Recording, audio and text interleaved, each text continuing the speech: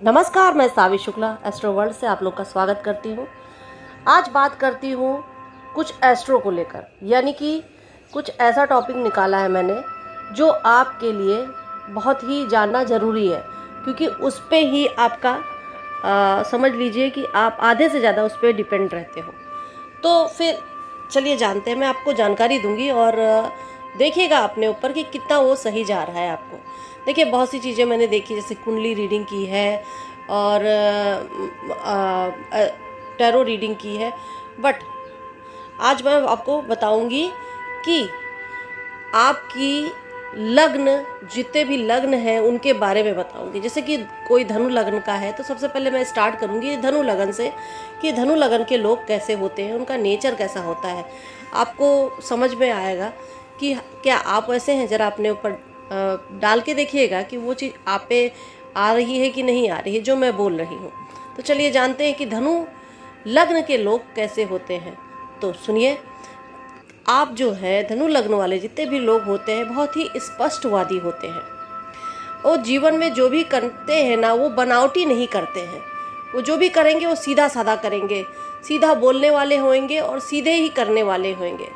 धनु लग्न वाले थोड़े जिद्दी स्वभाव के भी होते हैं। कभी कभी धनु लग्न वाले बहुत ज़्यादा एक्टिवनेस दिखाते हैं अपने अंदर, और कभी कभी बहुत ही आलसी पड़ जाते हैं। जो भी काम करते हैं ना, बहुत ही जल्दबाजी में कर जाते हैं, क्योंकि बहुत ज़्यादा एक्टिवनेस होती है, बहुत ज़्यादा एक्टिव होते हैं, इसलिए वो जल्दबाजी में करते हैं और बुद्धि का कम प्रयोग करते हैं। जैसे मतलब ऐसा नहीं कि बुद्धि का प्रयोग नहीं करते हैं, लेकिन इतनी जल्दी में वो काम करते हैं कि उनको समझ बाद में आता है, पहले काम कर देते हैं। तो ऐसा उनका नेचर होता है। तो चलिए और भी बताती हूँ मैं आप लोगों की। कब तो धनु लग्न वाले, जैसे मैंने बोला, आलसी होते हैं। और इसलिए क्यों होते हैं, ये सब क्यों होता है? क्योंकि उनके ऊपर गुरु का प्रभाव होता है, और गुरु के प्रभाव के कारण धनु लग्न वाले को बहुत ज़्यादा नींद आती है, सुस्ती भी रहती है, आलस भी रहता है। क्योंकि क्या होता है कि बृहस्पति ग्रह, गुरु काफ़ी बड़ा ग्रह है, वो बड़ी चीज़ें करते हैं। और समझ लीजिए कि जब, और काफ़ी, जैसे कि धनु लग्न वाले ज़्यादातर लोग मोटापे के शिकार भी होते हैं, तो ज़्यादा मोटे भी होते हैं कभी कभी। तो ये सब आलस की वजह से ही होता है कि उनके अंदर सुस्ती इतनी नहीं, सुस्ती ज़्यादा रहती है, जिसकी वजह से वो आलसी होते हैं। लेकिन ज्ञानी बहुत बड़े होते हैं, ज्ञानी बहुत बड़े होते हैं वो। तो आप ये समझिए कि सुस्ती ज़्यादा रहती है और आलसी होते हैं, और आदर्शवादी, महत्वाकांक्षी भी होते हैं। उनके अंदर बहुत सी, एकदम अंदर से बहुत सी कामनाएं होती हैं कि मैं ये काम को करना चाहिए मुझे। हर टाइम, हर एज में एक्टिव होते हैं धनु लग्न वाले, हर एज में एक्टिव होते हैं वो। और देश विदेश की जितनी भी कलाएं हैं, संस्कृति हैं, कुछ ना कुछ वो सीखा ही करते हैं। उनके मन में, उनको सीखने का मन होता है, उनका मन लगता है, और जीवन में कुछ ना कुछ करना चाहते हैं। तो उसके लिए उनको रिस्क लेने में भी उनको बुराई नहीं लगती है। वो रिस्क लेते हैं चीज़ों के लिए, और शारीरिक तौर पे वो एक्टिव होना चाहते हैं और करके रहते हैं वो काम को। घूमना फिरना, लोगों से मिलना बहुत पसंद है, घुल फिर के रहना, और अच्छी पॉजिटिविटी के साथ में धनु लग्न वाले लोग रहते हैं। अब बात करती हूँ कि उनके जीवन में क्या अवसर वो तलाशते हैं। तो हाँ, वो काफ़ी अवसर ढूंढते रहते हैं, अपनी कला को निखारने के लिए मौके ढूंढते रहते हैं, अलग अलग क्षेत्र में अपना विस्तार बनाते हैं। क्योंकि धनु लग्न वाले लोग जो चीज़ करना चाहते हैं वो करके रहते हैं। क्यों करना चाहते हैं?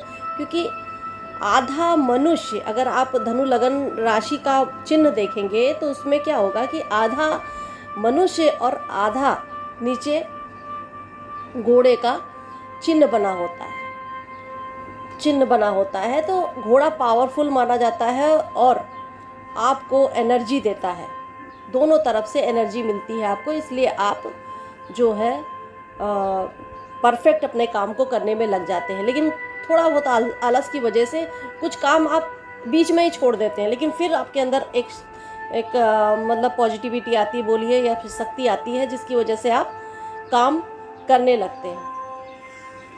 देखिए, बात यह है कि अभी देखिए, आप महत्वाकांक्षी भी हैं और अपने जीवन पे किसी का नियंत्रण आपको बहुत ज़्यादा नहीं पसंद है।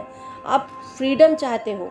किसी वजह से अगर आप फ्रीडम नहीं मिल पा रही है और आप बहुत परेशान चल रहे हो उसके लिए, तो भी आप कुछ ना कुछ करते रहोगे उसमें, ताकि आपको फ्रीडम मिल जाए।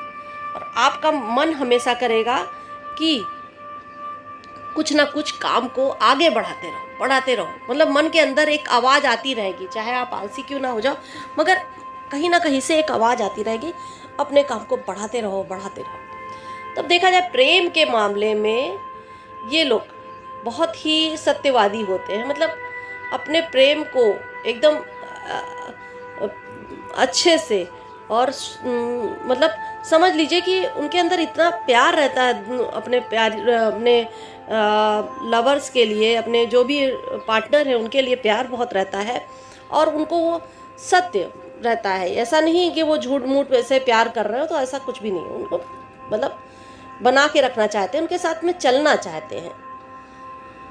और देखा जाए तो मैं ये बोलूँगी कि प्रेम को लेकर तो उनका बहुत ही अच्छा, और हमेशा उनको कहीं ना कहीं से ये है कि धोखा इत्यादि मिलने के चांसेस बनते हैं, कि धोखा मिल जाता है और परेशान भी रहते हैं। तो ये प्रेम को लेकर उनके साथ में है। देखिए, जीवन में उनको कभी ना कभी तो कुछ लक्ष्य बनाते हैं जब, तो उनको संघर्ष ज़्यादा करनी पड़ती है, मेहनत ज़्यादा करनी पड़ती है। और इस लग्न वाले खेल कूद में भी और स्पोर्ट्स के क्षेत्र में भी अपनी शारीरिक क्षमता का प्रदर्शन बड़े अच्छे से करते हैं। कोई भी साहस वाला काम हो, या फिर चाहते हैं कि मुझे कोई बोलेगा कि भाई मैं ये काम करना चाहता हूँ, इनमें से कौन मेरे साथ में है, तो वो तुरंत अपना हाथ खड़ा कर देंगे कि भाई मैं तुम्हारे साथ में हूँ, मैं तुम्हारे काम को आगे बढ़ाना चाहूँगा। देखिए, इनके ज़्यादा मित्रों की संख्या बहुत रहती है, लेकिन घनिष्ठ मित्रों में से कहीं एक दो रहेंगे, यदा कदा रहेंगे, नहीं तो बहुत सी भीड़ तो बहुत ज़्यादा इनके आसपास में जमा होती है। मगर घनिष्ठ मित्र जिससे अपनी दिल की बात करते हैं वो एक ही दो रहते हैं। अच्छा, अभी देखे जाए तो इनके स्वभाव में धीरता होगी, जल्दबाजी होगी। बहुत सारी जो निर्णय लेते हैं वो जल्दबाजी में लेते हैं। देखिए, मैंने पहले भी आपको ये चीज़ बताई थी कि जो भी निर्णय लेते हैं ये बहुत जल्दबाजी में लेते हैं।